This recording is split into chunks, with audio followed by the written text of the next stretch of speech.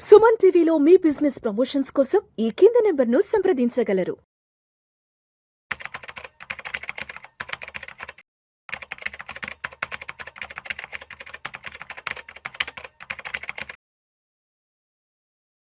నమస్తే సాయిరామ్ గారు. నమస్తే మేడం. సాయిరామ్ గారు, ఇప్పుడు నా దగ్గర 10 లక్షలు ఉన్నాయి. నేను లాంగ్ టర్మ్ ఇన్వెస్ట్మెంట్ పెట్టాలని ఆలోచిస్తున్నానండి. అలాగే రిస్క్ కూడా ఎక్కువ తీసుకోవడానికి రెడీగా ఉన్నాను. మరి ఎక్కడ ఇన్వెస్ట్మెంట్ చేస్తే బాగుంటుంది, ఏ సెక్టార్స్ అంటే? సో ఎవరైనా 10 lakhs అంతకన్నా ఎక్కువ ఇన్వెస్ట్మెంట్ చేయాలనుకుంటే అండ్ రిస్క్ కూడా భరించగలను, కొంచెం లాంగ్ టర్మ్ ఉండగలను. నార్మల్ మ్యూచువల్ ఫండ్స్ కన్నా నాకు కొంచెం స్పెషల్ ప్రొడక్ట్స్ కావాలి అనుకుంటే కనుక మనకి ప్రజెంట్ ఇప్పుడు SIF అనే ఒక ప్రోడక్ట్ అందుబాటులో ఉంది. SIF అంటే స్పెషలైజ్డ్ ఇన్వెస్ట్మెంట్ ఫండ్స్. సో ఇక్కడ నార్మల్ మ్యూచువల్ ఫండ్లో జరిగే వాటికన్నా కొంచెం స్పెషల్ స్ట్రాటజీస్ అనేది ఇక్కడ ఉంటుంది. మనకి నార్మల్ మ్యూచువల్ ఫండ్ కనుక చూస్తే కనుక ఇందులో మనకి సెబీ అనేది కొంత రిస్ట్రిక్షన్స్ పెట్టింది. సో ఒక రిస్ట్రిక్షన్ ఏంటంటే మీరు ఒక కంపెనీ షేర్ని 10% కన్నా మించి హోల్డ్ చేయకూడదు. సో ఇప్పుడు నాకు ఒక కంపెనీ బాగా పెరుగుతుందని తెలుసు, ఒక 4 times 5 times పెరుగుతుంది, బట్ నేను మ్యాక్సిమం దాన్ని హోల్డ్ చేయగలిగింది 10% మాత్రం.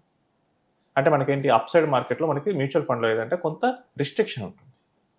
అదే నేను SIFకి వెళ్ళాను అనుకోండి, నాకు అటువంటి రిస్ట్రిక్షన్ ఏముంటుంది, ఫుల్ నేను అప్సైడ్ మార్కెట్ నేను క్యాప్చర్ చేయొచ్చు.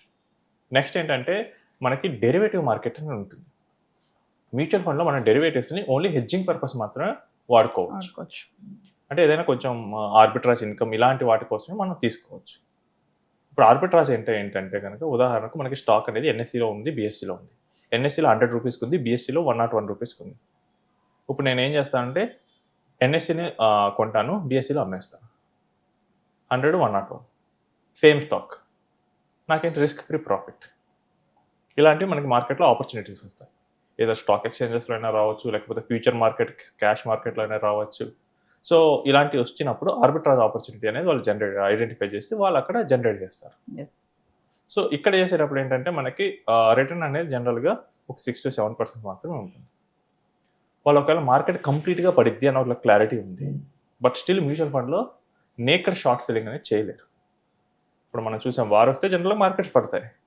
వార్ స్టార్ట్ అవుతుంది, ఓకే ఈ మంత్ మనకు మార్కెట్ పడిపోతుంది అని తెలిసి వాళ్ళు షార్ట్ సెల్లింగ్ చేయలేరు, తెలిసినా చేయలేరు.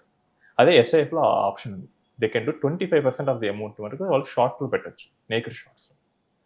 సో ఎవరైతే కొంచెం ఎక్కువ రిటర్న్ ఎక్స్పెక్ట్ చేస్తున్నారో ఈ స్ట్రాటజీ ద్వారా SIF కొంచెం మనీ అనేది ఎక్కువ గ్రోత్ చేయగలదు.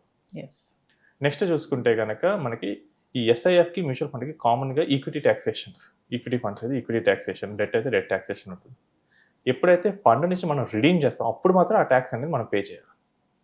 నార్మల్గా మనం మ్యూచువల్ ఫండ్లో కానీ ఈ SIFలో కానీ ఇన్వెస్ట్ చేస్తే మనం by and cell fund manager by and cell చేసినా కానీ మనం ఎటువంటి ట్యాక్స్ పే చేయాల్సిన అవసరం లేదు. ఓన్లీ మన మనీని మనం రిడీమ్ చేస్తేనే ఆ గెయిన్స్ ఏదైతే వచ్చాయో ఆ ట్యాక్స్ పే చేయాలి.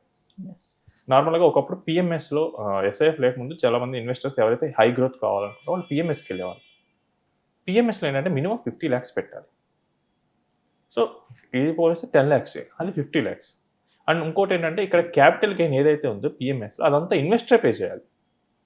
ఉదాహరణకు నేను ఒక 50 లక్షలు పెట్టాను, ఫండ్ బాగా పెరిగింది, ఒక 60 లక్షలు అయింది. ఈ 10 lakhsకి short term long term capital gain మొత్తం కలిపి 1 లక్ష రూపాయలు నేను కట్టాను. సో నెక్స్ట్ ఇయర్ ఫండ్ పడిపోయింది, మళ్ళీ తిరిగి 50 లక్షలకే వచ్చేసింది. సో నేను ఇక్కడ ఈ 1 lakh కట్టాను కదా, నాకు ఈ 1 lakh ఇవ్వమంటే ఇవ్వరు.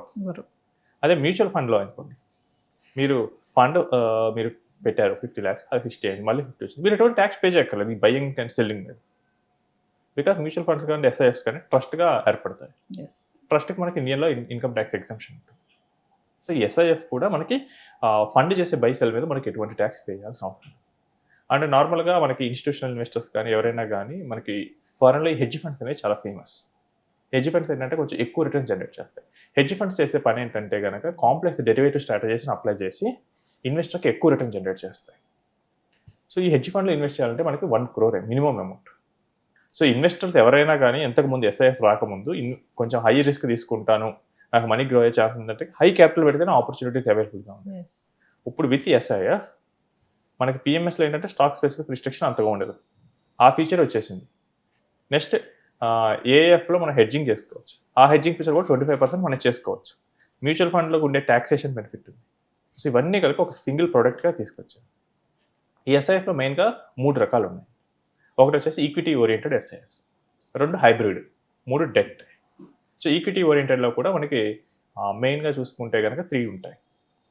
Long short, ex top 100, sector allocation.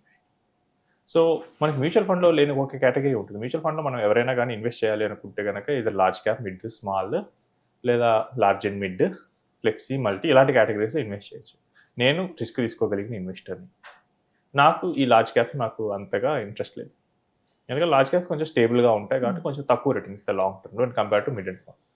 So mid and స్మాల్లో నాకు ఎక్కువ ఆపర్చునిటీస్ ఉన్నాయి. నేను ఈ మిడ్ అండ్ స్మాల్లో ఇన్వెస్ట్ చేస్తా అంటే ఇక్కడ మ్యూచువల్ ఫండ్లో ఏంటంటే విడివిడిగా ఉన్నాయి mid, small. Large and mid కలిసి ఉంది కానీ మనకు మిడ్, స్మాల్ కలిసి లేదు. ఎస్ఐఎఫ్లో మనకు ఉంది ఆ కేటగిరీ. మిడ్ అండ్ స్మాల్ కలిగి ఎక్స్ టాప్ 100 అంటారు. వాటిలో ఇన్వెస్ట్ చేయొచ్చు. అండ్ ఇలాంటి వాటిలోనే మనకి డెరివేటివ్స్ కూడా క్లిక్ అయితే కనుక ఇంకా ఎక్కువ రిటర్న్ అనేది జనరేట్ చేయొచ్చు. ఇక్కడ మెయిన్గా ఈ డెరివేటివ్స్ వాడటం వల్ల ఒకటి మనకి రిటర్న్ అన్నా ఎన్హాన్స్ అవ్వచ్చు, రిస్క్ అన్నా తగ్గచ్చు. సో ఈ 2 ఫీచర్స్ మనకి ఈ ఎస్ఐఎఫ్ అనేది ఇస్తూ ఉంటుంది. ఎవరైతే లాంగ్ టర్మ్ ప్లాన్ చేయాలనుకుంటున్నారో, మీరు can be retirement purpose or it can be kids education, ఒక 10 years గ్యాప్ ఉంది అనుకుంటే కనుక 10 lakhs పెట్టచ్చు. అండ్ 10 lakhs ఇన్వెస్ట్ చేయడంలో ఒక అడ్వాంటేజ్ ఉంది. ఎస్ఐఎఫ్లో ఏంటంటే మీరు విత్డ్రా చేస్తే 10 lakhs కన్నా బిలో మనీ పడిపోతే కనుక మొత్తం విత్డ్రా చేయాలి. ఓకే. సో చీటికి మాటికి విత్డ్రా చేయడానికి మనసు ఒప్పదు. ఇప్పుడు మనకు ఈ ఒక ప్లాట్ ఉంది, అమ్మితే ఒక 50 lakhs వస్తాయి. నాకు అవసరం 50,000 అయితే నేను ప్లాట్ నమ్మను కదా. బట్ ఇక్కడ మ్యూచువల్ ఫండ్లో ఏంటంటే పార్షియల్ విత్డ్రాల్ అలౌడ్ ఉంది. బట్ అదేంటంటే నాకు దగ్గర 10 lakhs నేను 50,000 అవసరం అయితే నేను మ్యూచువల్ ఫండ్ 50,000 మాత్రమే తీసుకోవచ్చు. నా మిగిలిన బ్యాలెన్స్ అక్కడ గ్రో అవుతుంది. బట్ ఈ మెంటాలిటీ పెరిగే వాళ్ళకి ఏంటంటే మనీ గ్రో అవుతుంది. ఎస్ఐఎఫ్లో ఏంటంటే మీరు మినిమం 10 lakhs మెయింటైన్ చేయాలి. సో మినిమం 10 lakhs మెయింటైన్ చేయాలి కాబట్టి మనం పార్షియల్గా మనకి చీటికి మాటికి చేసే విత్డ్రాల్స్ అన్నింటినీ మనకి అది అవాయిడ్ చేసే అవకాశం అయితే ఉంటుంది. ఇదే దీనికి మోస్ట్ పాజిటివ్ ఇంపాక్ట్ ఇస్తుంది. ఎందుకంటే మార్కెట్లో ఎక్కువ టైం ఉంటే కనుక మనకి మనీ అనేది ఎక్కువగా కాంపౌండ్ అవుతూ వస్తుంది. సో ఎక్కువ కాంపౌండ్ అయితే కనుక మనకి ఫైనల్గా ఎక్కువ రిటర్న్ అనేది వస్తూ ఉంటుంది. కాబట్టి ఇక్కడ ఒక డిసడ్వాంటేజ్ ఏంటంటే నేను 2 కంపెనీస్లో ఇన్వెస్ట్ చేయాలనుకోండి, 2 10 lakhs పెట్టాల్సి వస్తుంది. 20 lakhs పెట్టాలి. 3 కంపెనీస్కి వెళ్తే 3 10 lakhs పెట్టాలి. మ్యూచువల్ ఫండ్లో మన స్టార్టింగ్ ఏంటంటే 5,000 ఉంటుంది కాబట్టి అది ఈజీగా వెళ్ళొచ్చు. కానీ ఇక్కడ మాత్రం మనం మినిమం 10 lakhs అని వెళ్ళాలి. 10 lakhs ఏమో నేను ఇంక ఎస్ఐపీస్ చేసుకోవచ్చు, ఏదైనా చేసుకోవచ్చు, ఎస్టీపీస్ ఆర్ ఎస్డబ్ల్యూపీస్ ఏదైనా చేసుకోవచ్చు. కానీ ఈచ్ కంపెనీకి మాత్రం నేను మినిమం ఒక 10 lakhs అనేది మెయింటైన్ చేస్తూ ఉండాలి. బట్ గ్రోత్లో మాత్రం మనకి మ్యూచువల్ ఫండ్ని కొంచెం లాంగ్ రన్లో కొంచెం ఎక్స్ట్రా రిటర్న్ వస్తుంది మ్యూచువల్ ఫండ్తో పోల్చుకుంటే. సో ఎవరైతే ఆల్రెడీ నాకు మ్యూచువల్ ఫండ్ కన్నా ఎక్కువ రిటర్న్ కావాలి, లేదా నా పోర్ట్ఫోలియోలో ఆల్రెడీ మ్యూచువల్ ఫండ్స్ ఉన్నాయి, కొంచెం నాకు ఎడిషనల్ రిస్క్ తీసుకుంటాను, దానికి తగ్గట్టు నాకు రిటర్న్ కావాలి అనుకుంటే SIF is best product in equity. Even ఈక్విటీస్లో కాదండి, మనకి డెట్లో కూడా ఉంటాయి, హైబ్రిడ్ కూడా ఉంటుంది. ఇప్పుడు హైబ్రిడ్ చూసుకుంటే ఫిక్స్డ్ ఇన్కమ్ లేదా ఫిక్స్డ్ డిపాజిట్స్ ఉన్నాయి, మనకి 6-7% మోస్ట్లీ ఇస్తుంది. నాకు ఇంతకన్నా కొంచెం ఎక్కువ రిటర్న్ కావాలి, అట్ ద సేమ్ టైం నేను అంత రిస్క్ తీసుకోలేదు. అలాంటి వాళ్ళకి హైబ్రిడ్ ఎస్ఐఎఫ్స్ ఉన్నాయి, అంటే 8-9% మనకి ఎక్స్పెక్ట్ చేయొచ్చు. సో మనకి రిటర్న్ అయితే తగ్గట్టుగా మనం ఎస్ఐఎఫ్లో మనం ఇన్వెస్ట్ చేసుకోవచ్చు. మనకి ఎంత రిస్క్ తీసుకున్నాం. Who wants an aggressive can go for equities. But నాకు ఎఫ్డీ కన్నా కొంచెం లిటిల్ ఓవర్ కావాలి, హైబ్రిడ్ కానీ డెట్ కానీ వెళ్ళచ్చు. సో మనకి గోల్డ్ తగ్గట్టు ఎస్ఐఎఫ్లో మనకి కస్టమైజేషన్ అనేది ఉంది. రైట్. Thank you.